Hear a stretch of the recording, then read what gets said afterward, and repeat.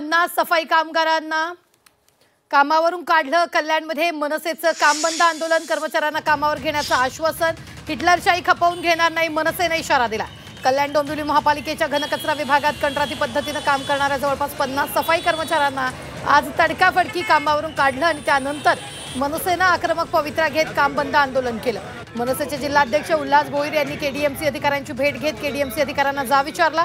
कामगारांना तात्काळ कामावर घ्या, अन्यथा मनसे तीव्र आंदोलन छेडेल असा इशारा भोईर यांनी दिला। तर केडीएमसीने या कंत्राटी कर्मचाऱ्यांना पुन्हा कामावर घेण्याचं आश्वासन दिलेलं आहे। प्रमाणे आम्ही आज संपूर्ण काम बंद आंदोलन केलेलं आहे। त्यानंतर मग कोकरेंचा फोन आला, बाकी सगळ्या अधिकाऱ्यांना फोन आला की बाबा आपण समोरासमोर बसू। मग त्याच्यानंतर इथं आल्यानंतर सांगितलं बाबा काय असं घडलंय आमच्या कामगारांना, की चुकी काय झाली की त्यांना डायरेक्ट तडकाफडकी तुम्ही घरी बसवलेले। तर मग साधक चर्चा झाली। त्यांनी आता आश्वासन दिलेलं आहे की आता आम्ही ह्यांना ॲज इट इज जिथं कामावर आहेत तिथं कामावर रुजू करायला सांगतोय आणि बोलू ऐन दिवाळीच्या वेळेला तुम्हाला बोनस द्यायचं नाही म्हणून मग कामावर काढता का यांना।